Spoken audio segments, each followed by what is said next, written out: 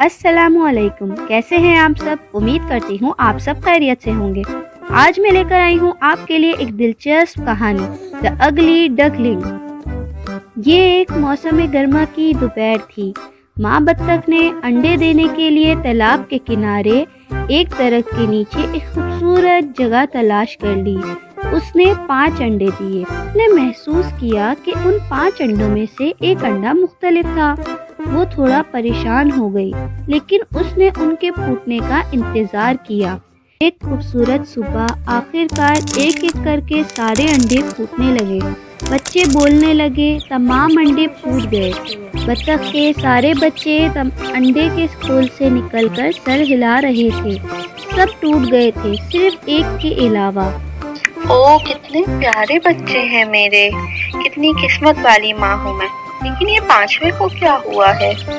بطخ بہت پریشان تھی۔ یہ آخری والا تو کافی ٹائم لے رہا ہے۔ وہ انڈے پر بیٹھ گئی۔ یہ بچہ سب سے زیادہ خوبصورت بچہ ہوگا، کیونکہ اس کا انڈا ٹوٹنے میں بہت ٹائم لگ رہا ہے۔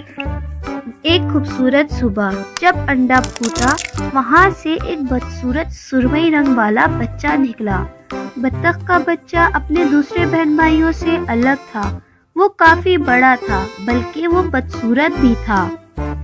میرے دوسرے بچوں میں سے تو ایسا کوئی نہیں دکھتا، یہ بچہ تو شاید بدصورت ہے۔ ماں بطخ اپنے اس بچے کو دیکھ کر حیران تھی اور بہت اداس بھی تھی۔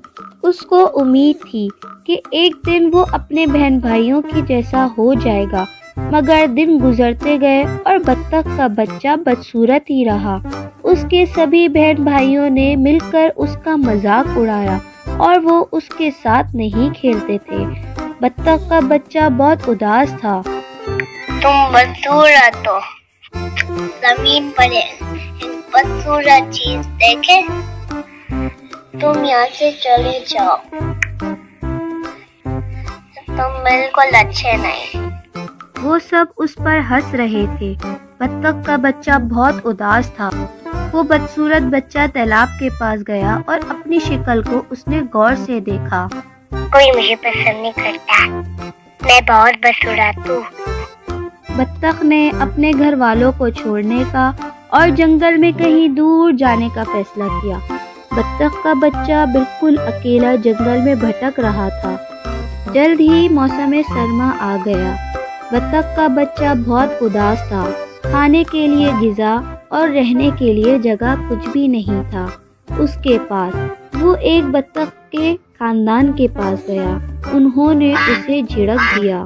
تم ایک بدصورت مخلوق ہو، چلے جاؤ۔ وہ ایک مرغی کے گھر میں رہنے گیا۔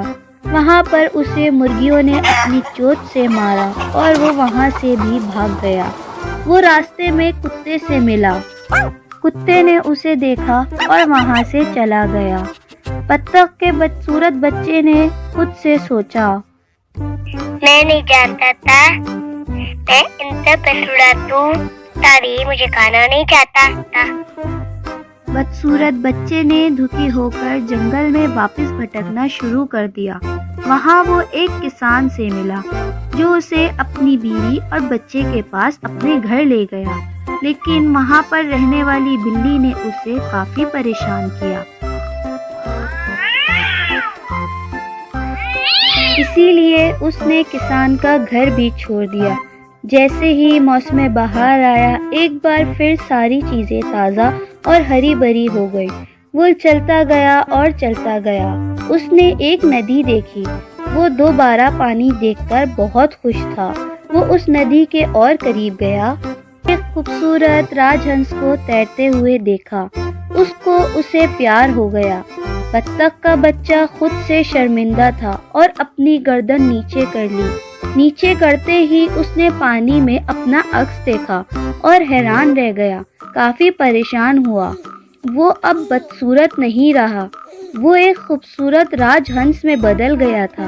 اب اسے احساس ہوا کہ وہ اپنے بہن بھائیوں سے الگ کیوں دکھتا تھا، کیونکہ یہ تو ایک راج ہنس ہے اور وہ سب بطخیں تھیں۔